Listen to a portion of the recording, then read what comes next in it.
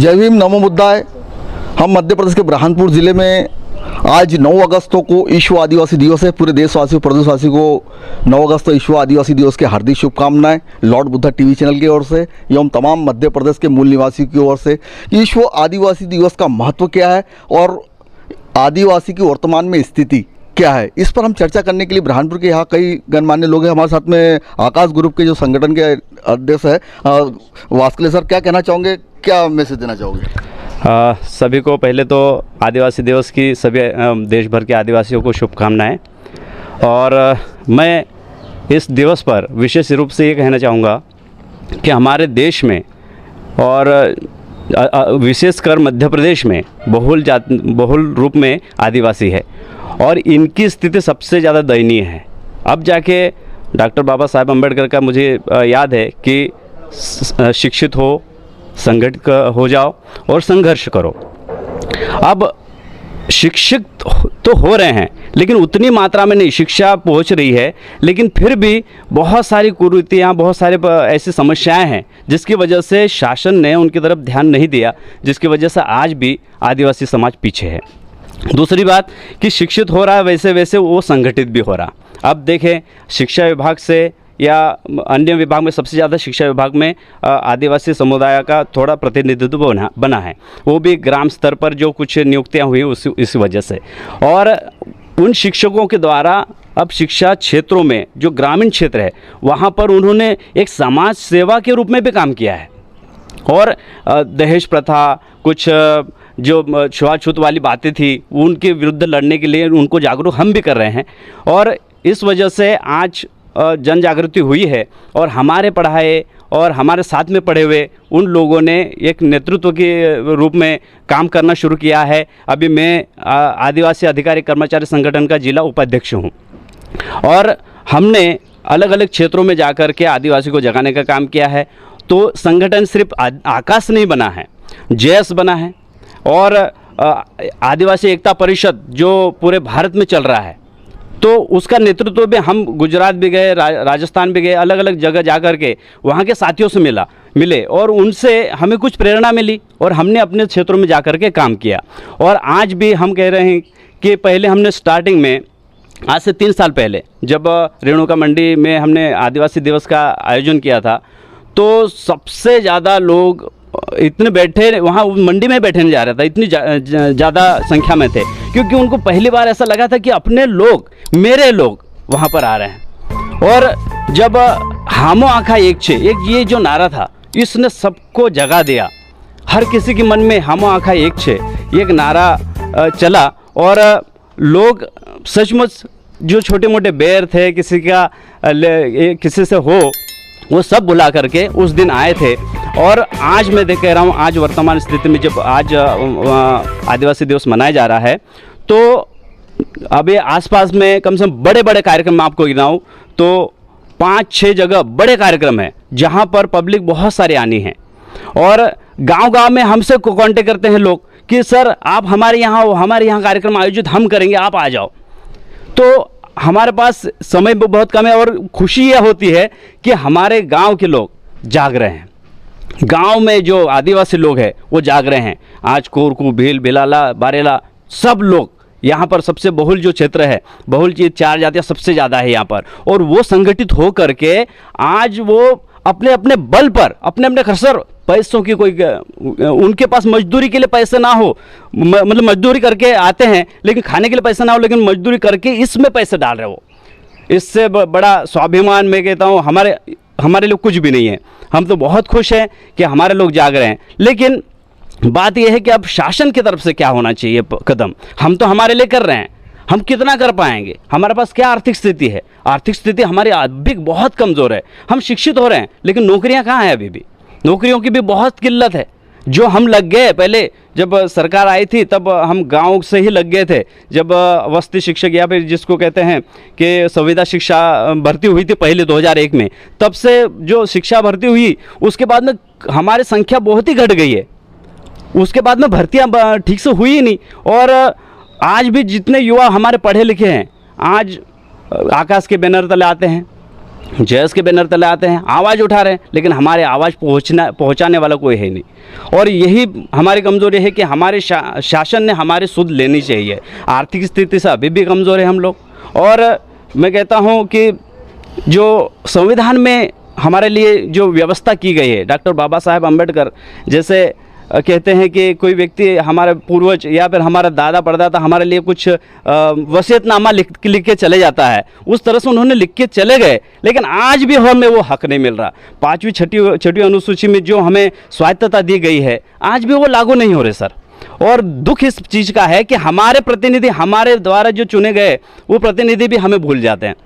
इसलिए हमारी ये बहुत बड़ी पीड़ा है। हम आपके मंच से मैं आपका बहुत शुक्रगुजार हूँ सर कि आप जनमत टीवी से जो आज, लॉर्ड बुद्धा टीवी से जो आज आपने मुझे बोलने का मौका दिया। मैं आज देशवासियों को ये कहना चाहूँगा कि हमारी तरफ से, हमारे आदिवासियों की तरफ से सबसे पहले शुभकामनाएं उनको, और कम से कम शासन को ये हमारी तरफ दृष्टि डाले। वो सिर्फ हम वोट बैंक नहीं हैं, हम चाहते हैं कि हमको बरसों से लूटा गया है। आज भी जो बंधुआ प्रथा है उसके लिए हम कितना लड़ेंगे, हमारी पहुंच कहाँ है। हम एक सरकारी कर्मचारी हैं, हम अपने दायित्व पहले निभाएंगे, उसके बाद में जो समय बचता है समाज के लिए दे पाते हैं। तो ये काम तो शासन ने करना चाहिए ना, पर वो नहीं कर रही है। बहुत सारे क्योंकि इसमें हमारे तरफ है ना, आवाज़ उठाने वाला नहीं है, और कोई आवाज़ उठाता है वो पता नहीं कहाँ गुम हो जाती है, उसकी आवाज़ दबा दी जाती है। दिक्कत है। प्रतिनिधि भी तो है सर, प्रतिनिधि है, लेकिन वो इतनी प्रखरता से आवाज़ नहीं उठा रहे हैं, पता नहीं, या फिर हम हमारे अंदर से कोई व्यक्ति उन्हें कहता भी है तो उसकी आवाज़ पहुंचती नहीं है। हमने हमारे क्षेत्र में अभी जो निमाड़ क्षेत्र है, खरगोन क्षेत्र है, बढ़वानी क्षेत्र है, इस क्षेत्र में बहुत सारे लोग ऐसे हैं जो इस नेतृत्व की मिला है उनको थोड़ा बहुत, लेकिन उनके द्वारा भी अभी कोशिश कर रहे हैं वो भी बेचारे, पर उनको भी वो क्या, उससे बड़ा और कोई है तो वो उसे दबा दे रहा है, तो इसलिए आवाज़ पहुंच नहीं पा रही हमारी सर। इस बार से छुट्टी डिक्लेयर नहीं की गई सर, ये बहुत बड़ी दुख की बात है कि इतना बड़ा जो देश में 8.6% हमारा समुदाय है, उसका अस्तित्व, एक हम प्रतिनिधित्व करने की ताकत रखते हैं सर, और इतनी ज़्यादा संख्या में हमको गिना नहीं जाता है, हमको गिना नहीं जाता। हम जल जंगल ज़मीन के लिए इतने सालों से आवाज़ उठा रहे हैं, लेकिन जल जंगल ज़मीन के शब्द तक नहीं पहुँचे वहाँ पर। आज एक चीज़ खुशी की बात यह होती है कि आज आदिवासी नेता जो होती थी वो मुर्मू, वहाँ पर माननीय राष्ट्रपति द्रौपदी मुर्मू जी वहाँ पर पहुँची, लेकिन इस चीज़ की खुशी है। लेकिन आज भी हमें ऐसा लगता है कि वो इतना होने के बाद में हमें एक उम्मीद तो है कि कुछ होगा, बस एक आस लगाए बैठे सर। धन्यवाद। हमारे साथ में बच्ची, बताइए नाम बताओ। खुशी कनौज है। क्या कहना चाहोगे विश्व आदिवासी, उसका क्या महत्व है? सबसे पहले मैं विश्व आदिवासी दिवस की आप सबको ढेर सारी शुभकामनाएं देना चाहूँगी और बताना चाहूँगी कि ये दिवस हम क्यों मना रहे हैं, किस लिए मना रहे हैं और ये क्यों मनाया जाता है। इसकी शुरुआत सन 1994 में हुई थी और एक बैठक के दौरान अनाउंस किया गया था ऑफिशियली कि इसे वर्ल्ड ट्राइबल डे के रूप में हम मनाएंगे। मुझे बहुत खुशी है कि मैं एक आदिवासी समाज से हूँ और एक आदिवासी नारी हूँ। सबसे पहले मैं आपको बताना चाहूँगी, एक वक्त था जब आदिवासियों को कमज़ोर और पिछड़ा वर्ग कहकर धिक्कार दिया जाता था, उनके अधिकार उनसे छीन लिए जाते थे। पर वो एक ऐसा वक्त था जब हमारे आदिवासी लोग इतने अवेयर नहीं थे, उतना उन्हें पता नहीं था, उन्हें अपने अधिकारों के बारे में पता नहीं था। वो गाँव में ही रहते थे, उन तक उतनी बातें पहुँच नहीं पाती थी। लेकिन तब के और अब के वक्त में बहुत बदलाव आया है। बदलाव इस तरह आया है कि आज आदिवासी लोग अपने बल और बुद्धि के बदौलत आज बहुत आगे बढ़ गए हैं। आज कई विभागों में, जैसे सिविल सर्विस है, वन विभाग है, या डॉक्टर्स कहो आप, या बैंक में कहो, सब आज अलग अलग पद पर, अच्छे पद पर आज बैठे हुए हैं और अच्छा काम कर रहे हैं और हमारे समाज को रोशन कर रहे हैं। इसका सबसे अच्छा एग्जाम्पल मैं देना चाहूँगी हमारे राष्ट्रपति मुर्मू जी, जो आज इतनी बड़ी पोस्ट पर पहुँच गई है, हमारे समाज से बिलोंग करती है। हम सभी के लिए बहुत ही गर्व और अच्छी बात है कि आज वो वहाँ पहुँची है। आज वो वहाँ पहुँची है, कल और 10 लोग वहाँ पहुँचेगी और हम हम एकजुट होकर काम कर रहे हैं। जिस तरह एक मिट्टी मिलकर ईंट बनाती है और ईंट मिलकर दीवारें बनाती है और वही दीवारें घर बनाती है, जब ये निर्जीव चीज़ें, इतनी अच्छी चीज़ें, इतनी निर्जीव चीज़ें अगर एक घर बना सकती है, फिर हम तो इंसान हैं, हम तो बहुत कुछ कर सकते हैं। आदिवासी समाज में सबसे अच्छी चीज़ मैंने एकता देखी है। मैं कहने के लिए बहुत छोटी हूँ, लेकिन मैंने ये चीज़ अब तक देखी है कि यहाँ एकता बहुत ही अच्छी है। और समय, हर चीज़ का एक समय लगता है, एक समय के साथ में सब कुछ हो जाता है। उसी तरह समाज अभी पूरा डेवलप्ड तो नहीं हुआ है, लेकिन डेवलप के स्तर पर है और डेवलप करने की पूरी कोशिश की जा रही है। कई आदिवासी कार्यकर्ता लोग हैं जो अच्छे से काम कर रहे हैं, गाँव-गाँव में शिक्षा के लेकर सबको अवेयर कर रहे हैं।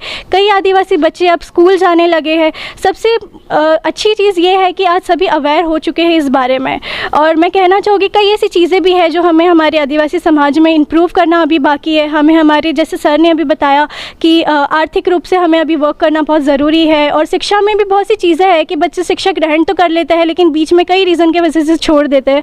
इसमें स्पेशली नारी इंक्लूडेड है, जो अपनी शिक्षा ग्रहण करती है लेकिन किसी वजह से छोड़ देती है।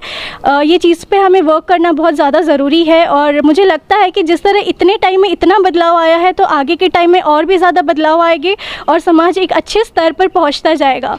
और मुझे पूरी उम्मीद है कि ये काम होता रहेगा और ज़रूर होगा, अच्छे से होगा। हमारा समाज हमें वैसे ही हमारी प्रकृति की पूजा करना सिखाता है, सेवा करना सिखाता है, प्रकृति के साथ रहना सिखाता है। हम भले से शहर में आ गए हैं, हम शहर में रह रहे हैं, हमारी शिक्षा की वजह से शहर में रह रहे हैं, लेकिन हमारी नींव अभी भी गाँव है, जंगल है। हमारी जंगल हमारी ताकत है, हमें हमारी प्रकृति जीना सिखाती है। हम हमारे गाँव वाले लोगों को शहर में आना नहीं सिखाते, बल्कि हम ये चाहते हैं कि हमें उन्हें वहीं की वहीं उतनी फैसिलिटीज़ दे कि वो वहाँ पर रहकर खुद को डेवलप कर सके और हमारे साथ में कदम से कदम मिलाकर चल सके। इसी के साथ मैं आपको बहुत सारी शुभकामनाएं देना ये बताइए चाहूँगी। कि आपने जल जंगल जमीन की बात करी, आज जी। कॉर्पोरेट जो है पूंजीपतियों की नज़र आज उस पर जा पहुंची है, उस पर क्या कहना चाहोगे, कैसा उसको रोक पाइए? देखिए, जल जंगल ज़मीन आदिवासियों का नारा है कि ये सब हमारी है। हम सब यहाँ रह रहे हैं, बहुत वक्त से, आदि मानव के ज़माने से रह रहे हैं। तो जाहिर सी बात है, अगर कोई पर्सन एक जगह पर रह रहा है, उसने उस चीज़ को संभाला है, तो वो उस चीज़ का अधिकार उसे दिया जाना चाहिए। वो अधिकार उसे बिल्कुल नहीं छीना जाना चाहिए। आप कहीं और रह रहे हो, कोई संभालने वाला कोई और है, और आप अचानक से आके कहोगे कि ये आपका नहीं है, आप ये किसी और का है, ये हमारा कॉर्पोरेशन का है, आप लोग यहाँ से चले जाओ, तो ये चीज़ बहुत गलत होती है। हमारे आदिवासी लोग बहुत भोले होते हैं, इन्हें नहीं समझ आता कि क्या करना चाहिए क्या नहीं करना चाहिए। ये कॉर्पोरेशन के चक्कर में डर जाता है, पर अभी वक्त ये नहीं है। हमें अभी समझना होगा, अवेयर करना पड़ेगा, और मुझे उम्मीद है कि सब धीरे धीरे ठीक हो जाएगा। बहुत बहुत धन्यवाद। हमारे साथ में ये थे तमाम बातों को लेकर के, क्योंकि जिस प्रकार आदिवासी भोला है, जल जंगल जमीन के लिए अक्सर लड़ाई लड़ते रहता है, ये और इस बात को लेकर जागरूक भी है। लेकिन आज कॉर्पोरेट परिवार जो पूंजीपति है, उसकी नज़र आज उसकी ओर पहुँच रही है। जहाँ छत्तीसगढ़ हो या मध्य प्रदेश हो, तमाम जो क्षेत्र है जहाँ काफ़ी अच्छी मात्रा में ये तमाम चीज़ें हैं। हमारे साथ में वामन राव ससानी जी है, भारत मुक्ति मोर्चा के अध्यक्ष है। सर, क्या कहना चाहोगे आज विश्व आदिवासी दिवस के उपलक्ष्य में? सर्वप्रथम लॉर्ड बुद्धा टीवी का मैं धन्यवाद प्रेषित करना चाहूँगा। लॉर्ड बुद्धा टीवी एक ऐसा टीवी है जो जागृति के ऐसे कार्यक्रम लेता है और लोगों में चेतना जगाने का काम करता है। खास करके आपका भी, आप मध्य प्रदेश के प्रभारी होने के कारण साथ ही साथ आप इस तरह के विषय लेके आते जो कल की तारीख में हमारे समाज को जागरूक करते हैं। विश्व आदिवासी दिवस के उपलक्ष्य में मैं पूरे भारत भर के आदिवासी और सभी भारतीयों को शुभकामनाएं देता हूँ। बहुत अच्छी बात है कि आदिवासी, ये हम स्वतंत्रता का अमृत महोत्सव मना रहे हैं, और इसी वर्ष हमारे देश के राष्ट्रपति, महामहिम राष्ट्रपति महोदया आदरणीय द्रौपदी मुर्मू जी है, उनको भी मैं बधाई देना चाहता हूँ कि आज हमारे वंचित समाज के एक महिला को उच्च पद पर सम्मानित किया है। सभी भारतीयों को इसकी भी शुभकामनाएं मैं देता हूँ। आदिवासियों की समस्या क्या है? आदिवासी है कौन? आदिवासी क्या कर रहा है? आदिवासियों ने क्या करना चाहिए? ये बहुत सारे दिशा निर्देश बाबा साहब अम्बेडकर ने अपनी किताबों में दिए हुए हैं। जब जब हम बाबा साहब को पढ़ते हैं, बाबा साहब अम्बेडकर ने संविधान लिखा। संविधान में धारा 343 आदिवासियों के लिए लिखी गई।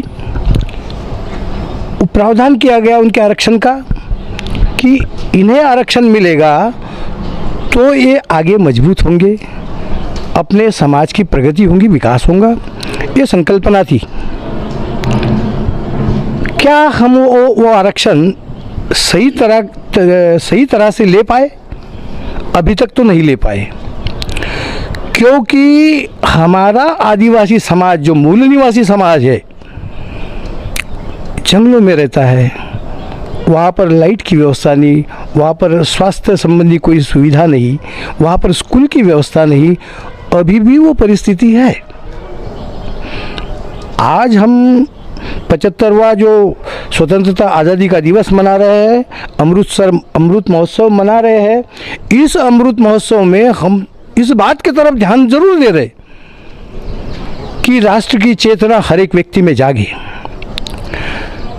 हर घर पर तिरंगा लहराया जाए।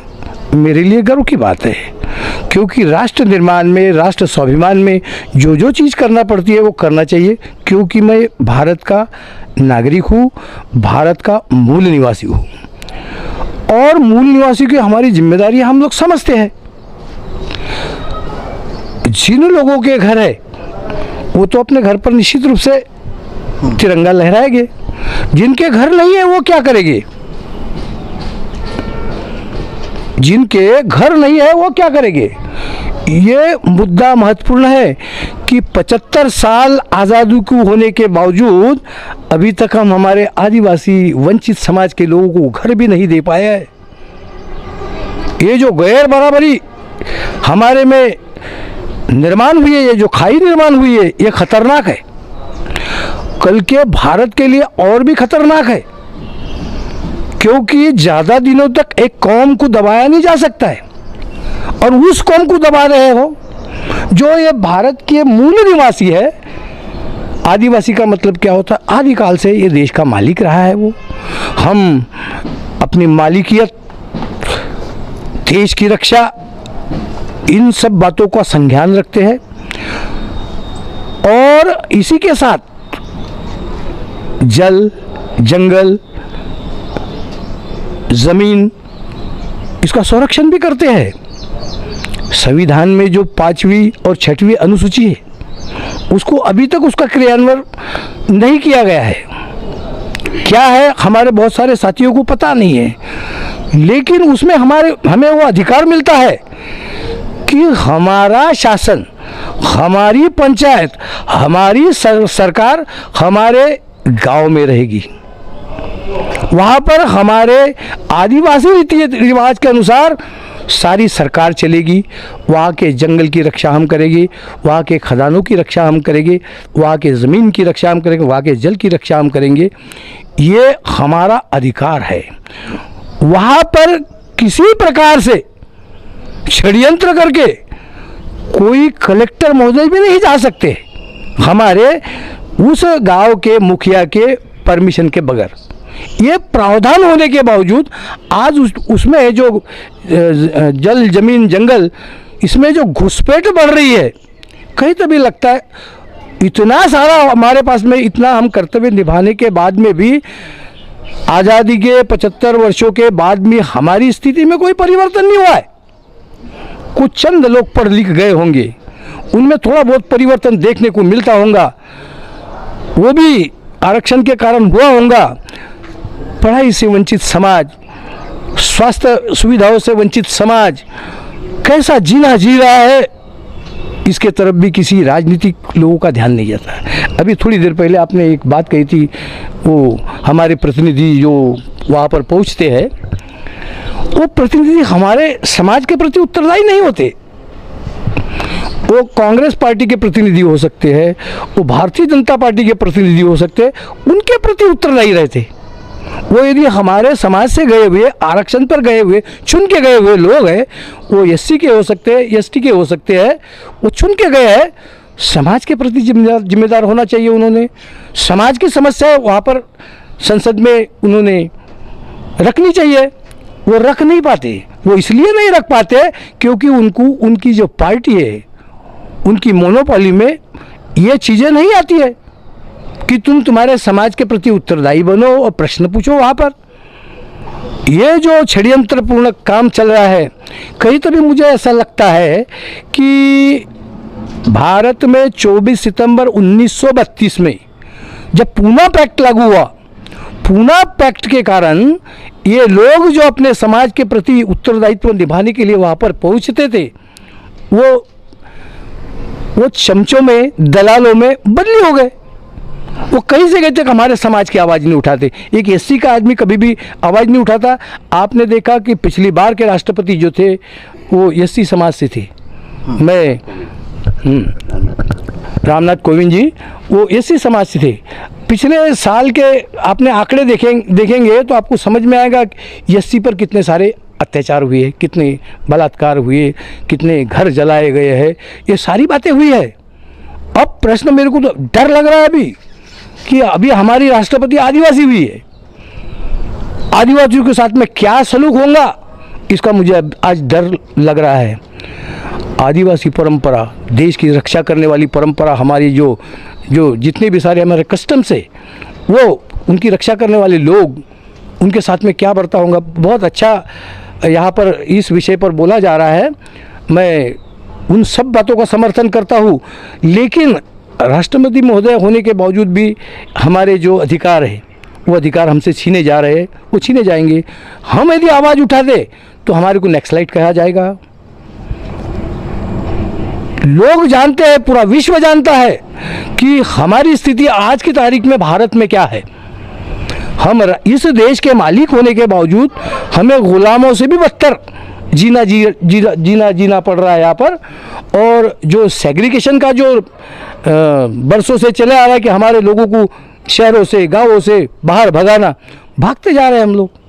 सर ये बताइए कि आदिवासी संगठनों द्वारा, कई संगठनों द्वारा ये मांग की गई है कि जनगणना के अंदर आदिवासियों का धर्म हिंदू न लिखाकर उनका अलग से जनगणना में अलग से रखा जाए, क्योंकि उनका जो कोड भी हिंदू कोड ना लग के संयुक्त कोड जो है उनका वो मांग की जा रही है। और उस समय ऐसी स्थिति में आदिवासी राष्ट्रपति बनाया जा रहा, तो क्या इस आंदोलन को रोकने का प्रयास तो नहीं है? निश्चित रूप से है, क्योंकि क्या है, ये जागृति आ रही है। हमारे संगठन बहुत सारे हो गए, जागृति आ रही है, अपने अधिकारों के लिए लड़ने की बात कर रहे हैं, तो इनको कहीं तो भी रोका जाना चाहिए। ये जो लिपापोती वाली बातें हैं ना कि हमारे समाज का सम्मान कर दिया, बहुत अच्छी बात है, लेकिन कहीं तो भी ऐसा लगता है कि इसके पीछे बहुत बड़ा षड्यंत्र है। हमारे जितने सारे संगठन हैं निश्चित रूप से बहुत अच्छा प्रयास कर रहे हैं। आकाश हो, जयस हो, ये जितने सारे संगठन हैं, अभी हमारा जो बॉम्सेप का संगठन भी है उसके पीछे काम कर रहा है। तो ये जो संगठन है बहुत अच्छी दिशा देने का काम कर रहे हैं, किंतु कहीं तो भी लगता है कि यहाँ पर एक जन आंदोलन की ज़रूरत है, और जन आंदोलन के लिए हमारे लोगों को जागरूक करना ज़रूरी है। जब तक देश में जन आंदोलन नहीं होगा तब तक यहाँ पर कुछ भी हमको हासिल होने वाला नहीं है, क्योंकि राजनीति करते हैं हम लोग, हमारे प्रतिनिधि चुन के देते हैं हम लोग। निश्चित रूप से हमको लगता है कि हमारा आदिवासी वहाँ पर गया, हमारे लिए आवाज़ उठाएगा, उठा नहीं पाता वो, तो दूसरा रास्ता हमारे पास में क्या बचता है? हमारे ये भी प्रयास हुए कि हम राजनीति करें, हमारी खुद की पार्टी निर्माण करें, जैसे गोंडवाना पार्टी हुई, ये इस तरह की जो आदिवासियों की जो पार्टी निर्माण हुई, फिर उसके बाद में बहुजन समाज पार्टी हो गई। इन लोगों ने प्रयास किया, लेकिन कहीं तो भी लगा कि उन्होंने भी फिर बाद में एडजस्टमेंट कर लेते हैं, और समाज की जो आवाज़ हमको उठाना है उठा नहीं पाते हैं। इसलिए 75 वर्षों के बाद में भी ये दयनीय स्थिति हमारी। मैंने एक प्रश्न अभी ये किया था कि तिरंगा लगाना हमारा काम है, देश के प्रति जगाना हमारा काम है, देश का स्वाभिमान हमारे में होना ज़रूरी है। हमारे झोपड़ों पर वो तिरंगा जचेगा क्या? ये प्रश्न है मेरा। 75 साल के बाद में शासन से, सत्ता वालों से, सबसे कब उसको मकान मिलेगा, कब उसको घर मिलेगा? अब बड़े उत्साह से बोल रहे हैं कि भाई हर एक, और अपने पैसे का, खुद के पैसे का झंडा लगना चाहिए। अरे उसके पास में पैसे नहीं है, पैसे ले घर बनाने के लिए, किवाड़ लगाने के लिए उसके पास में पैसे नहीं है, खिड़की लगाने के लिए पैसे नहीं है, घर की पुताई करने के लिए उसके पास में पैसे नहीं है। कहाँ से लाएगा वो झंडे के लिए पैसे? और झंडा तब सार्थक होगा हमारा जब उसका घर बन जाएगा, खुद का घर बन जाएगा उसका। सर मेरा एक आखिरी सवाल ये है कि आपने राष्ट्रपति की बात करी, अब इसके पहले भी राष्ट्रपति थे, वो जाति की बात की थी कि इस जाति की थी, इस समय भी ये बात की, लेकिन इसके पूर्व जो राष्ट्रपति हुए उन पर कभी जातिगत बात नहीं की कि इस जाति की बने। यही तो मैं कहना चाहता हूँ कि आपने देखा होगा कि ज्ञानी जैल सिंह थे, फिर उसके बाद में अब्दुल कलाम साहब आए, इनके बारे में भी ऐसा बोला नहीं गया, लेकिन अनुसूचित जाति का जब आदमी आ जाता है तो उसको बोलते, क्योंकि कहीं तभी दलित समाज का आदमी, आदिवासी समाज का हमने राष्ट्रपति बनाया, कहीं तभी लगता है कि ये आदिवासी समाज को क्या संदेश देना चाह रहे, करोड़ों को दूर कर रहे,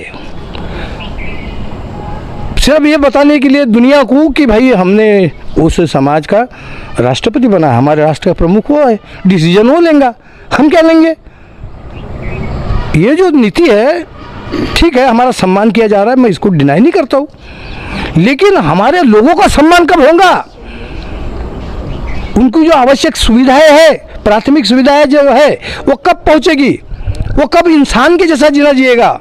आज वो इंसान के जैसा जीना नहीं जी रहा है, आज वो पशुत्रुल्य जीना जी रहा है, कहीं पर जंगल में सांप काट लेता है, किसको दवा दारू समय पर नहीं मिल पाती है, वहीं पर मर जाता है। ये मरणासन्न जीवन हम जी रहे, कहाँ सुरक्षा है स्वतंत्र भारत में हमको। मैं आदिवासी दिवस पर हमारे साथियों को इतना ही कहना चाहूँगा कि हम लोग आए, जागृति लाए समाज में, और समाज में जितना हो सके हमारे को समाज को जागरूक करके और सड़क पर उतारे।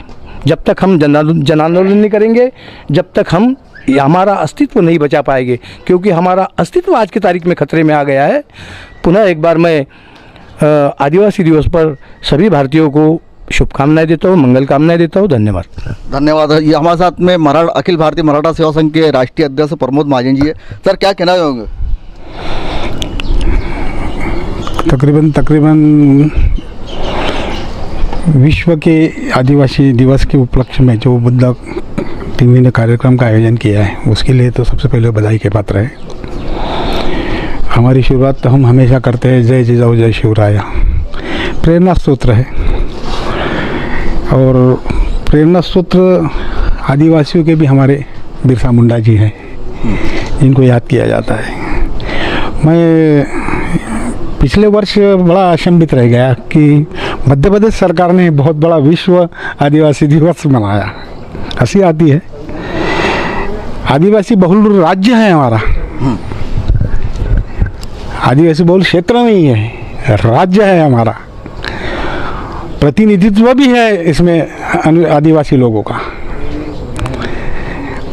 अभी विषय भी निकला हमारे महामहिम राष्ट्रपति जी का, तो सबसे पहले तो इससे शायद 20-25 साल पहले KR नारायणन भी बने थे, वो भी दलित समाज से ही थे। पर आजकल ये बहुत नया मार्केटिंग शुरू हो गया है समाज में और पॉलिटिक्स में, OBC पंतप्रधान। अब ये OBC इसने खुद को कौन से साल में किया वो नहीं बताता,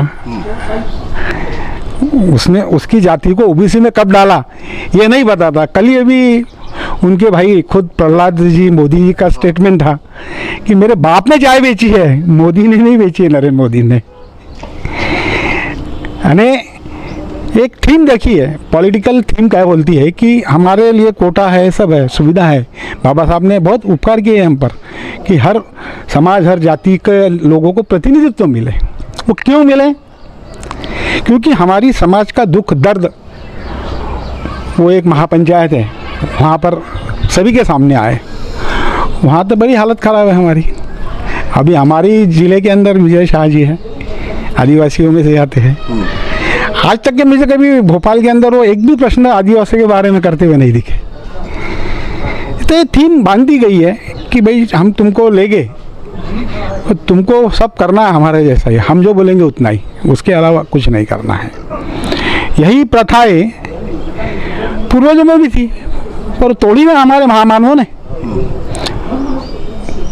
उन्होंने जो कष्ट लिया वो कष्ट आज हम नहीं कर पा रही है, दुख की बात है। और साथ ही साथ अभी जन जागृति तो आ गई है हमारे में, पर हमारी परेशानी क्या है? OBC बोलता मेरा संगठन, SC बोलता मेरा संगठन, ST बोलता मेरा संगठन। अभी मेरा नहीं, हम सबका एकत्रित रोना एक प्लेटफॉर्म पे हम जब एक साथ रोएंगे ना तो रोना बहुत दूर तक जाएगा। अभी समस्या क्या है, गवर्नमेंट ने खुद हमको बांट दिया है टुकड़ों में, तू 5% ले, तू 7% ले, तू 8% ले, तू 52% ले, तू और नहीं मैं तो 60% हूँ, पर वो 3.5% इकट्ठा है ना, दिक्कत ये है ना हमारे साथ। अभी कल परसों की बात है, पन्ना के काउंटिंग के अंदर जज को कहना पड़ा, वो मिश्रा करके IAS है, कि इसको टर्मिनेट करो, बोले ये एजेंट बनाए बोले गवर्नमेंट का। यानी एक सरकारी कर्मचारी की मानसिकता भी इस समाज के प्रति कैसी है, ये हमारे सामने है। तो दिक्कत यही है कि हम अभी पढ़ लिख रहे हैं, और अभी हम काय के लिए पढ़ रहे हैं, अभी हम प्राइमरी स्टेज के अंदर अन्न के लिए पढ़ रहे हैं। ये हमारी दुख की बात है, सबसे बड़ी दुख की बात है। तो पांडुरंग शास्त्री ने कहा था एक बार उनके संबोधन में कि हम अनपढ़ आज भी है क्योंकि हम अन्न के लिए पढ़ रहे हैं। यानी एक ब्राह्मण है पांडुरंग शास्त्री, उसका हमारे समाज के बारे में सोचने का नजरिया देखिए क्या है। तो ये बातें जो है ये कभी कभी दिमाग में आती है। तो एक प्रगल्भता, एक वैचारिक माध्यम हमारे बीच में कहीं ना कहीं हमारे वीरों का आना चाहिए, जिन्होंने इन महामानवों ने बलिदान दिया है हमारे पास में। फुले शाहू अम्बेडकर की जो गाथा है आज जो है वो काय के लिए है। वो ना होते तो आज हम अस्तित्वहीन हो जाते थे। आज सिर्फ आदिवासियों में और तुम्हारे और मेरे में सिर्फ कपड़ों का फर्क है। हम थोड़े अच्छे कपड़े पहनने लग गए हैं, दूसरा कुछ नहीं कर रहे।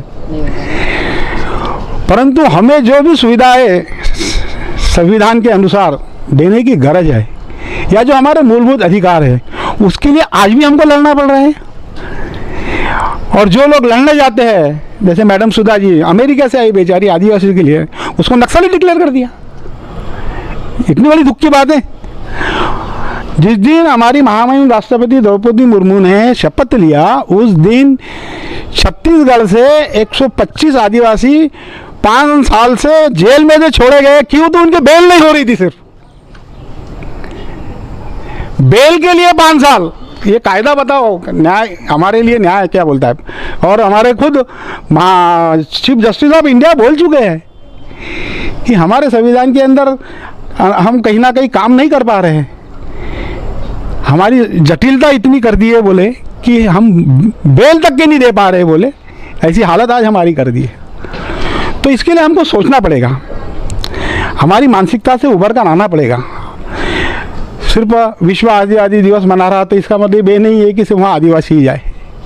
वहाँ हम जैसे संगठित लोगों को भी जाकर उनका भी हौसला और हमारा भी हौसला अफजाई करना पड़ेगा, जैसे हमारे पूर्वज महानुभाव करते थे। तो मैं इस विश्व आदिवासी दिवस के ऊपर सभी को शुभकामनाएं देता हूँ। मेरी विनंती है अभी कि ये सिर्फ हम वर्ष मनाए ये भूल जाओ। हमें कहीं ना कहीं संगठित होकर इनकी चर्चाएं, इनकी सभाएं सभी दूर लिए जाए, ताकि हमारे समाज में एक जन जागृति आए।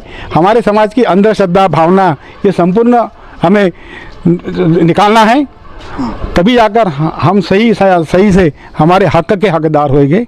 जय जिजाऊ, जय शिवराय। धन्यवाद। ये थे प्रमोद महाजन जी, अखिल भारतीय मराठा सेवा संघ के राष्ट्रीय अध्यक्ष। हमारे साथ में बर्थडे जुड़ी है। सर क्या नाम है पूरा अपना, इस पर बताइए, क्या कहना चाहोगे? मेरा नाम है प्रियंका बर्थडे। सबसे पहले आपकी जय जोहार, जय आदिवासी, जय भीम। सबसे पहले तो मैं विश्व आदिवासी दिवस की सबको शुभकामनाएं देती हूँ। जो पूरे हमारे मूल निवासी जो आदिवासी समाज के जो संगठन है, सभी जो आज का जो दिन है शुभ दिन के रूप में मनाएंगे, तो पूरे देशवासी और पूरे मूलवासी को सभी को विश्व आदिवासी दिवस की बहुत बहुत शुभकामनाएं। साथ ही मैं ये बोलना चाहूँगी कि आदिवासी दिवस क्यों मनाते हम लोग। जैसे आदिवासी दिवस हम इसलिए मनाते हैं जो हमारी आदिवासी समाज का उत्थान, विकास, संस्कृति, अधिकार, इस सब का सम्मान हो और सबको हमको बचा के रखना है। जो संस्कृति है अभी लुप्त होते जा रही है, उसको भी बचाना है और बहुत सारी चीज़ों में हम पिछड़े हैं, उसको भी बचाना है, उसको आगे बढ़ाना है, शिक्षा को आगे लाना है। तो मैं यही बोलूँगी कि जो हमारा आदिवासी समाज है, कुछ न कुछ हम काफ़ी टाइम से वैसे तो प्रयास कर रहे हैं हमारे समाज वाले, फिर भी कहीं ना कहीं पीछे है अभी भी। कभी शिक्षा में पीछे है, कभी आर्थिक स्थिति के कारण पीछे है, तो कुछ न कुछ समस्या है हमारे समाज में अभी भी। तो जब तक हम शिक्षित नहीं होंगे पूरी तरह से, तब तक हम कुछ भी नहीं कर पाएंगे। आज हमारा देश का जो भारत का राष्ट्रपति है, जो महिला है, उसके लिए मैं बहुत बहुत धन्यवाद बधाई देती हूँ राष्ट्रपति का। जो नारी है, प्रथम नागरिक है, जो आदिवासी समाज की है, उसको देख के तो हमको बहुत सारी चीज़ें सीखने को मिलेगा, मतलब लाइन मिलेगी। फिर भी मैं थोड़ी सी नाराज़ हूँ कि आज हमारा देश का प्रथम नागरिक है, उसके बावजूद भी हमको छुट्टी नहीं मिली है। उसके लिए थोड़ी सी हमारे समाज के प्रति और बहुत सोचने वाली बात है कि हमारा प्रथम नागरिक होने के बाद भी हमको छुट्टी क्यों नहीं मिली। एक दिन की छुट्टी नहीं घोषित कर सकते, ये तो उनके हाथ में था, राष्ट्रपति के हाथ में था ना। पूरे देश के लिए एक दिन की छुट्टी घोषित कर सकते थे वो, पर नहीं किए। तो उस बात को लेके हमको सोचना चाहिए। हमारे संविधान के प्रति वो गए हैं आगे, जो आदिवासी जो महिला बनी है, जो राष्ट्रपति हमारी है, तो संविधान, जो हमारा संविधान ने हमको अधिकार दिया, तब जाके वहाँ पहुँचे हैं। वहाँ जाके सब कुछ भूल जाते हैं कि हम किस वजह से आए हैं और किसकी बदौलत से आए हैं, वो चीज़ हम लोग भूल जाते हैं। तो थोड़ी सी नाराज़गी है हमारे राष्ट्रपति जी महोदय जी से। तो ठीक है, जो भी है, अभी छुट्टी तो घोषित नहीं की है, फिर भी जैसे नेक्स्ट बार सोचेंगे उस बात को लेके। और हमारे समाज में आदिवासी दिवस इसलिए मनाते हैं कि पूरे साल भर में क्या होता है, उस चीज़ को विचार किया जाता है कि हमारे समाज में क्या इम्प्रूव हो रहा है, क्या नहीं हो रहा है।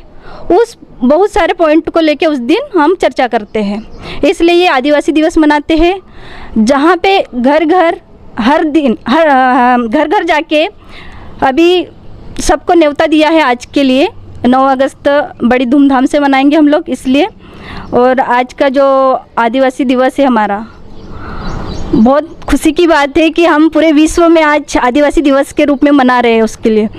और बाकी जो बात है, बाकी मेरे बुजुर्ग लोगों ने बोल दिया है, उसके लिए थैंक। जैसे अपने प्रतिनिधि भी यहाँ विधायक सांसद है, वो भी नहीं इस मुद्दे पर आवाज़ करने को तैयार की छुट्टी नहीं हुई है। देखो, वो आरक्षण लेके अपना पद का फ़ायदा उठा लेते हैं, उसके बाद पता नहीं, हमको भी नहीं पता कि वो आगे जाके क्यों नहीं अपनी बात रखते हैं। अभी इलेक्शन भी हुए हैं, अपने आदिवासी समाज के जो भी है उनको फ़ायदा भी मिला है, आरक्षण का फ़ायदा उठा के वो अब अध्यक्ष, सांसद, विधायक जो भी पद पे जाते हैं, पर वहाँ जाके समाज के प्रति एक भी क्वेश्चन नहीं उठाते हैं वो कि हमारे समाज में ऐसा हो रहा है, वैसा हो रहा। जिसके पास कोई पद नहीं रहता है, जिसके पास कोई सुनने वाला नहीं रहता है, वैसे लोग बोलते कि हमारे समाज में ये कमी है, वो कमी है, तो वो क्या करेगा? कुछ नहीं कर पाएगा। जिसके पास पद है, जिसके पास सब कुछ है, वही तो करेगा आगे। बिना पद के कुछ नहीं कर सकते हैं। तो अभी हमारे जो भी है, अभी जनप्रतिनिधि आए हैं चुन के, वो हमारे समाज के लिए कुछ सोचे, कुछ पॉइंट रखे। और बाकी हमारा जो समाज है शिक्षा में पीछे है, जब तक शिक्षा में आगे नहीं आएगा तब तक कुछ नहीं कर पाएंगे हम लोग, इसलिए शिक्षा को बढ़ावा देना जरूरी है। धन्यवाद। धन्यवाद। बहुत सही कहा बच्ची ने कि जो नेता है, प्रतिनिधि, वो भी आवाज़ उठाने को तैयार नहीं। हमारे साथ में राजेश सावकारी जी है, अपाक संगठन के अध्यक्ष, जिलाध्यक्ष। क्या कहना चाहोगे? 9 अगस्त को हम लोग विश्व आदिवासी दिवस के रूप में मनाते आए हैं। सर्वप्रथम मैं हमारे लाड बुद्धा चैनल के मध्य प्रदेश प्रभारी अनिल भाई सोलो जी को शुभकामनाएं दूंगा, बधाई दूंगा कि जनहित में ऐसे मुद्दे जो ला रहे वो कहीं ना कहीं समाज में रोचक और जागरूक हमारा समाज बनेगा। आज का हमारा जो मुद्दा है कि विश्व आदिवासी दिवस पर हमारे आदिवासियों की क्या स्थिति है, तो सर्वप्रथम मैं बताना चाहूँगा आपको कि 1994 में जो है वो लागू किया गया था कि विश्व आदिवासी दिवस मनाया जाए। भारत की जनसंख्या का 8% जो है वो हमारी जनसंख्या है आदिवासी भाइयों की। उस समय की जो सरकारें थी, व्यापक प्रचार प्रसार ना होने के कारण विश्व आदिवासी दिवस नहीं मनाया गया था। और 2010 से लगभग विश्व आदिवासी दिवस मनाया जा रहा है। कुछ जागरूक लोग थे, केवल उन्होंने आदिवासी दिवस मनाना चालू किया है। और अभी भी हमारी जागरूकता नहीं होने के कारण हम विश्व आदिवासी दिवस नहीं मना पा रहे। कहीं भी ग्रामों में, शहरों में हम लोग जब जाते हैं आदिवासी भाइयों के पास में, जब हम पूछते हैं कि भैया ऐसा ऐसा है, तो उन्हें मालूम ही नहीं है। उसका कारण है अशिक्षा, गरीबी, बेरोजगारी। सबसे महत्वपूर्ण मुद्दे जो है हमारे भारत देश के, आज बेरोजगारी है। आज इतना बड़ा आरक्षण लागू होने के बाद में भी मेरे पूर्व वक्ताओं ने कहा कि 5वीं और 6वीं जो अनुसूची है वो जारी नहीं हो पा रही है। उसका कारण है कि संविधान में स्पष्ट निर्देश है कि 5वीं और 6वीं अनुसूची, अनुच्छेद 244 और अनुच्छेद 244 क वो लागू होना चाहिए, क्योंकि उसमें जो सत्ता आदिवासियों की, वहाँ के जो प्राकृतिक संसाधन है वो आदिवासियों की, मतलब नियम कायदा प्लस कानून केवल आदिवासियों का। परंतु आज भी हमारे आदिवासियों की ज़मीनें कहीं पर कोई ले रहा है, नाम पे कोई और कर ले रहा है। ये पूरे भारत देश की, बाहर से कंपनियां आ जाती हैं और आदिवासियों का शोषण हो रहा है, वहाँ पर इंडस्ट्रियल एरिया खड़ी की जा रही है, उनको सूद ही नहीं है। तो इस प्रकार से बहुत सारी ऐसी अनियमितताएं हो रही है, जिसके कारण से हमारा जो आदिवासी है वो कहीं ना कहीं पिछड़ा महसूस कर रहा है, कहीं ना कहीं ठगा महसूस कर रहा है। कहीं बहुत सारे गाँव ऐसे हैं जहाँ पर बिजली नहीं है, सड़क नहीं है, रोड नहीं है, नाली नहीं है। तो इस समस्याओं को निपटने के लिए सबसे पहले मैं एक ही बात कहूँगा कि सबसे पहले हमें शिक्षित होना पड़ेगा। हमारे आदिवासी भाई लोग शिक्षित बने, जब तो हम लोग जो है वो हमारी पीढ़ी और दर पीढ़ी को सुधारेंगे। और कुछ जैसे सर, जैसे छुट्टी डिक्लेयर नहीं हुई, तमाम कर्मचारी संगठन आजाद से जे संगठन, आपका भी संगठन, छुट्टी क्या आप संगठन ने मांग नहीं करी क्या? सभी लोगों ने छुट्टी की मांग करी है। चूंकि मांग करना इसलिए जायज़ है क्योंकि हर साल जो है वो हमको छुट्टी मिलती है, परंतु इस बार क्या मालूम किस वजह से जो है छुट्टी डिक्लेयर नहीं की गई है, वो बड़ा खेद का विषय है। और मैं आपके चैनल के माध्यम से, चूंकि भारत देश की प्रथम नागरिक हमारे आदिवासी समाज से ही है, द्रौपदी मुर्मू जी, उनको भी बधाई देना चाहूँगा। और हमारे आदिवासी भाइयों को मैं एक ही आपके चैनल के माध्यम से बात कहना चाहूँगा कि हमें शिक्षा की जोत जो है वो जलाए रखना है, और प्राकृतिक संसाधनों का जो वो रखरखाव कर रहे हैं, जो रक्षक बन के बैठे हैं, वो बहुत ही अच्छे तरीके से वो लोग रक्षा कर रहे हैं। क्योंकि आदिवासी जो होता है वो पुरातन काल से मूल निवासी है। आदि का मतलब प्राचीन और वासी का मतलब निवासी। तो आदिवासी जो है वो मूल निवासी है हमारे भारत देश के। धन्यवाद। ये था हमारे साथ में राजू सावकार जी, हमारे साथ में राजू खेड़कर जी जो है बाबा साहब अम्बेडकर समाज समिति के अध्यक्ष। सर क्या कहना चाहोगे? सर्वप्रथम मैं लॉर्ड बुद्धा चैनल के मध्य प्रदेश के प्रभारी अनिल सोहले जी को बधाई देना चाहूँगा कि ऐसे ज्वलंत मुद्दों पर आप बात करते हैं। और आज आपने जिस विषय पर हमको लोगों को आमंत्रित किया है, वह विषय बहुत गंभीर है, व्यापक है कि भारत में आदिवासियों की स्थिति क्या है और आदिवासी दिवस क्यों मनाया जाता है। इस विषय पर हम चर्चा करने के लिए एकत्रित हुए हैं। मेरे पूर्व वक्ताओं ने कहा कि विश्व में आदिवासी दिवस 9 अगस्त को जो मनाया जाता है, उसके मनाने के क्या कारण हैं। हमने ये जानना चाहिए, हमने ये समझना चाहिए कि पूरे विश्व में लगभग 100 जनजातियां हैं और भारत में वर्तमान 2011 की जनगणना के अनुसार 700 जनजातियां हैं। 1960 में ये जनजातियां केवल 200 थी और आज 700 हो गई हैं। इसका मुख्य कारण ये है कि 1955 में कालेलकर समिति और बाद में लोकुर समिति आई और इन समितियों ने जनजातीय विकास और जनजातीय ये लोगों के लिए काम करने का एक बीड़ा उठाया। तो जब अनुसूची बनी, बाबा साहब ने संविधान में उन सूचियों को लिया। तत्कालीन समय में केवल 200 थी, अब 700 हैं। तो समितियों में जो रिकमेंडेशन राज्य शासन के द्वारा केंद्र शासन को भेजी जाती है और जनजातियों की संख्या बढ़ते जाती है, उसके कारण भी हमारे जनजातीय भाइयों को संविधान की, बाबा साहब की मंशा के अनुसार फ़ायदा मिलना शुरू हुआ है। माना कि वो हमारी गति कम है, लाभ मिलने की हमारी गति कम है, ये मानते हैं हम, लेकिन संविधान के प्रावधानों के अनुसार सरकार ने जो प्राथमिकताएं निश्चित की है या सरकारों ने जो प्राथमिकता निश्चित करने का ध्येय रखा है, उसके अनुसार काम बहुत धीमी गति से चल रहा है। मैं आपके चैनल के माध्यम से ये कहना चाहूँगा कि ये काम बढ़ना चाहिए। आज अकेले मध्य प्रदेश में कुल मिलाकर करीब करीब 90 अनुसूचित जनजातियां हैं, जो पहले 24 हुआ करती थी, संख्या बढ़ी है। 1,53,00,000 आदिवासी मध्य प्रदेश में हैं। जो हमारे जनजाति प्रतिशत का कितना आएगा सर वो देख लीजिए। उस अनुसार भी जो जनजातीय संख्या में जागरूकता आई है वो केवल और केवल संविधान के कारण ही है।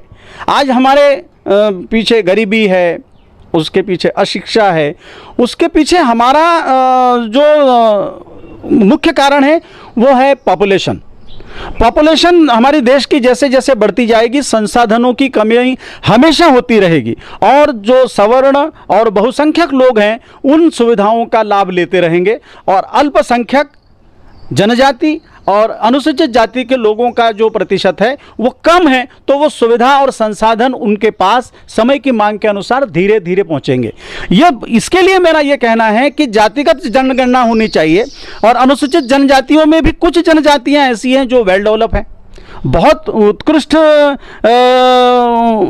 स्तर पर पहुंच गई है और वही परिवार और वही जनजाति के लोग आगे ले रहे हैं। कुछ जनजातियां अति पिछड़ी हुई हैं।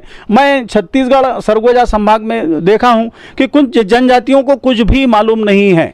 शासन काम कर रहा है, वो उन्होंने मान लो नल जल योजना के लिए कोई काम किया तो वो गांव के लोगों को वो पसंद नहीं है, उनके अपना, क्योंकि वो प्रकृति प्रेमी है, प्रकृति को पूजने वाला है, प्रकृति का उपासक रहा है, वो अपने त्यौहार, अपनी तीज, अपना सब कुछ करता है। उसके बीच में अपने ही लोगों को, अपने जनजाति बंधुओं को ही आगे आकर के उनको जागरूकता करनी पड़ेगी और जनगणना के आधार पर यह प्रतिशत निश्चित करना पड़ेगा कि हम किस आधार पर उनका सही माने में विकास कर सकते हैं। तभी हमारा विश्व आदिवासी दिवस मनाना सार्थक होगा, ताकि हम प्लान कर सकें कि आज केवल शिक्षा, संगठन और इसके आधार पर हम मांग करते रहेंगे तो वो नहीं चलेगा। हमको हमारी जैसा गोंड है, भील है, सिहारा है, अब हमारी राष्ट्रपति महामहिम द्रौपदी जी संथाल जनजाति की झारखंड से हैं, तो प्रदेश वाइज और उसके ब्लॉक वाइज आज पूरे भारत में करीब करीब 504 विकास खंड आदिवासी घोषित हैं। प्रत्येक विकास खंड में एक विशिष्ट जनजाति है। हमारे मध्य प्रदेश के बुरहानपुर और बैतूल जिले के खकनार और खालवा ब्लॉक में कोरकू जनजाति निवास करती है। तो कोरकू जनजाति के लिए क्या क्या प्लानिंग होने चाहिए, क्या व्यवस्था की जानी चाहिए, ये वहाँ का जिला प्रशासन और वहाँ के जनप्रतिनिधियों के साथ लोगों ने भी आगे आकर के ये बताना चाहिए कि ये काम होने चाहिए। आज हम देखते हैं कि हमारा खकनार आदिवासी विकास खंड का और खालवा विकास आदिवासी खंड का व्यक्ति पूना जाता है। आज हमारे यहाँ बसें नहीं चलती थी, आज से 10 साल पहले पूना जाने वाली बसें नहीं थी, लेकिन आज सारे कोरकू युवा लोग जीन्स की पैंट, टी शर्ट और चश्मा लगा करके आपको पूना में मिलते हैं। मेरा पूना आना जाना रहता है, मैं पूछता हूँ बच्चे कहाँ से हो, तो वो बराबर बताते हैं कि यहाँ से आए। इसका कारण क्या है कि हम उन्हें स्थानीय रोजगार उपलब्ध नहीं करा पा रहे हैं। हमको स्थानीय रोजगार उपलब्ध कराने की अत्यंत आवश्यकता है, क्योंकि जो उनके स्वभाव के अनुकूल है, जो उनके ग्रामीण अनुकूल है, तब हम उनको यहाँ रोक पाएंगे, समझा पाएंगे, तब वो बच्चे शिक्षित होकर के यहाँ काम करेंगे, तभी हमारा विश्व आदिवासी दिवस मनाना सार्थक होगा। और मैं आपके चैनल के माध्यम से इतना कहना चाहूंगा कि हमें भी आगे आकर के जनप्रतिनिधियों को बार बार बोलना पड़ेगा, तब जाकर के उनके कान खड़े होंगे। उनका अपना एजेंडा है, लेकिन हमें समाज के लोगों को भी, सामाजिक कार्यकर्ताओं को भी अपना एजेंडा लेकर के आगे बढ़ने की आवश्यकता होगी। इतना ही मैं इतना कहूँ, इस अवसर पर कहूँगा। बहुत बहुत धन्यवाद।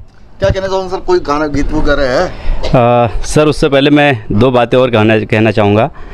हमारे क्षेत्र में, बुरहानपुर क्षेत्र और निमाड़ क्षेत्र में जो आदिवासी कोरकू समाज, भील समाज, भिलाला और बारेला समाज है, इन समाजों को अभी क्या चल रहा है कि जो अदर समाज वाले हैं वो हमारे भोला भाला समाज जैसा कहा है, सबको मालूम है कि वो इतना सीधा है कि उसे कुछ भी बता दो तो हाँ जी, इसके सिवा कुछ आता नहीं है।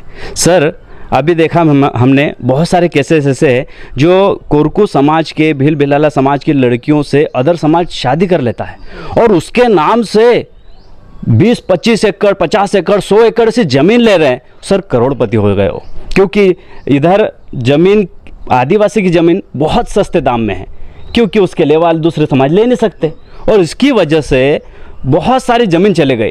और दूसरी बात यह है कि इन पर रोक लगना चाहिए, इनका सर्वे होना चाहिए कि वो सभी लड़कियां, वो सभी परिवारों को हम क्या करेंगे, उस परिवार को अलग कर देंगे। हमारा समाज कहता है कि उसको समाज से हटा दो, उसको हटा के उसके साथ क्या करेंगे, पहले से तो वो दयनीय अवस्था में है और कितना दयनीय करेंगे सर। तो शासन ने इसकी सुध लेना चाहिए। हमारे बुरहानपुर क्षेत्र में सर मेरे गिनती में बहुत सारे केसेस है, गांव के गांव सब खत्म हो गए सर। और उन अदर समाजों ने जो अच्छे पैसों से अच्छे हैं, उन समाजों ने उन लड़कियों को पैसे दे करके खरीद लिया और उन लड़कियों के नाम पर, क्योंकि वो आदिवासी है, खेती खरीद ली और हमारी ही खेती खरीद कर हमें दयनीय अवस्था में ला दी, क्योंकि थोड़ा सा लालच और ब्याज ऐसे उल्टे सीधे, क्योंकि उनकी खेतों में हम ही को काम करना पड़ रहा है। और इस तरह से ये मुद्दा इतना ज्वलंत है सर, इसकी बहुत पीड़ा है। हमारे सभी कार्यकर्ता इस चीज़ को जानते हैं, तो इस पर रोक लगना चाहिए सर। मैं शासन को आपके माध्यम से ये बात पहुंचाना चाहता हूं कि इसका सर्वे हो और बाकायदा सभी कौन कौन सी लड़कियां गई है उनके नाम पर कितनी खेती खरीदी गई है और कौन से कहाँ कौन से क्षेत्र है, उनका सर्वे होना चाहिए। दूसरी बात सर ये है कि हमारे क्षेत्र में या धुलकोट बोरी ये हमारा बहुल क्षेत्र है, आदिवासी बहुत ज़्यादा है। यहाँ पर क्रिश्चियन लोग भी आ गए हैं। इन्होंने क्या, इनको भी पैसे दिखा करके, एक रोटी के लिए कौन क्या नहीं करता सर। वो भूखा व्यक्ति, उसे पैसा दिखाओगे वो जाएगा, वो जो कहेगा तो वो करेगा। बस इसी वजह से बहुत सारा धर्मांतरण हो रहा है। और हमारे समाज को धर्मांतरण के नाम से, धर्मांतरण में भी बहुत सारे लोगों को काटा गया है, मतलब बहुत सारे हट गए हैं पूरे समाज से। हमारा समाज को कम करके उसको ख़त्म करने के पीछे बैठे सर, लालच दिखा करके। अरे वो समाज तुम्हें क्या गिनेगा, हम गिनते हैं, हमारे पास आओ, हम तुम्हें ये देते हैं, हम शिक्षा देते हैं। और सर ऐसे बहुत सारे केसेस है कि लड़कियां जब जाती है तो हमारे समाज को ही भूल जाती है। और सबसे ज़्यादा लड़कियों के साथ ऐसा हुआ सर। लड़के तो पढ़ते हैं उनके पास में दिखावे के लिए और वापस चले आते हैं, क्योंकि वो बदल नहीं पाते हैं इतने आसानी से। और लड़कियों को तो वो पता नहीं कहाँ चले जाती है। बहुत सारे ऐसे केसेस हुए सर, और इसलिए इसके तरफ ध्यान देना चाहिए, क्योंकि क्रिश्चियन तरफ सबसे ज़्यादा लोग हमारे क्षेत्र में हुए हैं। यह महाराष्ट्र से लगा बॉर्डर है, एक भाल्याअंजन करके इधर गांव है, महाराष्ट्र बुल्ढाना जिले में आता है। यहाँ का पूरा क्षेत्र बारेला समाज है। बारेला समाज के लगभग 90 से 95% लोग क्रिश्चियन बन गए हैं। और उन्होंने क्योंकि उनके ड्रेस और उनके बच्चों को जब हम पूछते हैं कि रे अपना दिवासा कब आ रहा है, कि रे अपनी होली कब आ रही है, बोले क्या नहीं, होली वो होगी जब लोग मनाएंगे तो हम कर लेंगे। दिवासा न नवाए न कोई चीज पता ही नहीं उनको, भूलते जा रहे हैं। आदिवासी संस्कृति भूल चुके लोग जी, भूलते जा रहे हैं, क्योंकि उनको ऐसी शिक्षा दी जा रही है सर, उनका माइंड वॉश जैसा हो रहा है। तो ये दो मुद्दे हैं जिन पर सरकार ने ध्यान देना चाहिए, हम कुछ नहीं कर सकते सर। आरएसएस और कई शाखा ये भी आपके बीच में घुसपैठ हो रहा है कई क्षेत्र में, वो भी अपनी संस्कृति फैला रही है, तो हमारी संस्कृति कहाँ जाएगी? हाँ, हमारी संस्कृति के बारे में सोचने वाला सिर्फ हमारा समाज है और हमारे जनप्रतिनिधि है। और हम जब सोचते हैं तो हमारी सोच यहाँ तक रहती है, हम यहाँ बोल सकते हैं, उसे बकवास कहेंगे ये लोग, हमारी बात उनके लिए बकवास है। इसलिए मैं कहता हूँ कि हमारी बातें आपके जैसे, मैं आपसे विनती करता हूं कि आपके जैसे ऐसे और चैनल को आप भी तैयार करें और हमारी आवाज़ पहुंचाए, क्योंकि हम ये तो नहीं कह सकते हम पैसे देके लेंगे सर। तो आज आपने जो, आपका बहुत धन्यवाद करता हूं मैं कि आपने मेरी आवाज़ इस माध्यम से पहुंचाई है। और ये दो ज्वलंत मुद्दे हैं, इन पर रोशनी डालना चाहिए, इसकी तरफ देखना चाहिए सरकार ने। अंत में मैं कहूँगा सरकार को ये गाना समर्पित करता हूँ। 100 में 70 आदमी फिलहाल जब नाशाद है, दिल पे रख कर हाथ कहिए देश क्या आज़ाद है। कोठियों से मुल्क की मैयार को मत आकिए, असली हिंदुस्तान तो गाँव में ही आबाद है। सिर्फ हंगामा खड़ा करना मेरा मकसद नहीं, मेरा मकसद है कि ये सूरत बदलनी चाहिए। धन्यवाद सर। क्या कहना चाहोगे अंत में आप? क्या नाम है अपना? जोहार, सभी को जोहार। जोहार से हम अभिवादन करते हैं। और आज हम आदिवासी, हमारा 9 अगस्त विश्व आदिवासी दिवस है, तो बहुत खुशी है हमको कि कैसे क्या ये वो सब बहुत, यानी सभी धूमधाम से तैयारी कर रहे हैं अच्छे से। तो सभी भाई बहनों और माँओं को बहुत बहुत बधाई हो 9 अगस्त आदिवासी विश्व दिवस का। ये तो तमाम आज हमने आप विश्व आदिवासी दिवस की महत्व एवं वर्तमान में आदिवासी समाज की स्थिति पर हमने चर्चा करी। क्योंकि अगर देखा जाए भारत का संविधान, अगर मैं देखा जाए तो India is the Bharat, Bharat the India, नाम है, लेकिन फिर भी लोग अक्सर भारत को हिंदुस्तान कहते हैं। हम ही संविधान कई ये अगर देखा गया है। और जहाँ तक बात अगर कही, जैसे भाई ने अभी गीत गा के कहा कि आज भी हम गुलाम है, तो ये बात को अन्ना भाऊ साठे की अक्सर एक बात आती है, क्योंकि जब भारत आज़ाद हुआ था 15 अगस्त को, तो 16 अगस्त को अन्ना भाऊ साठे ने मुंबई के अंदर ही कहा था, देश की जनता भूखी है, ये आज़ादी झूठी है। सबसे पहले आवाज़ अन्ना भाऊ साठे ने ही देश में बुलंद करी थी। क्योंकि अगर इन तमाम मुद्दों को लेकर लॉर्ड बुद्धा टीवी चैनल आपके बीच में अक्सर हम चर्चा करते रहते हैं, और ऐसी मुद्दे अक्सर हम आपके बीच में उठाते रहेंगे। मध्य प्रदेश में कई जिलों में भी हम ऐसी चर्चा आपके बीच में आती रहेगी, क्योंकि कर सको ये तमाम बातें जो चर्चा वाली है, या लॉर्ड बुद्धा टीवी चैनल ही अक्सर इस मुद्दों पर अपनी बातें रखती है। क्योंकि गमों की आगोश में जो पलते हैं वही तूफानों का रुख पलटते हैं। लाख बिछे रास्ते पर कांटे चलने वाले जरूर चला करते हैं। मैं एक सहयोगी साथी मुश्ताक भोपाली और सुरेश वानखेड़े के साथ में मैं अनिल सोले। देखते रहिए लॉर्ड बुद्धा टीवी चैनल। जय भीम, जय भारत।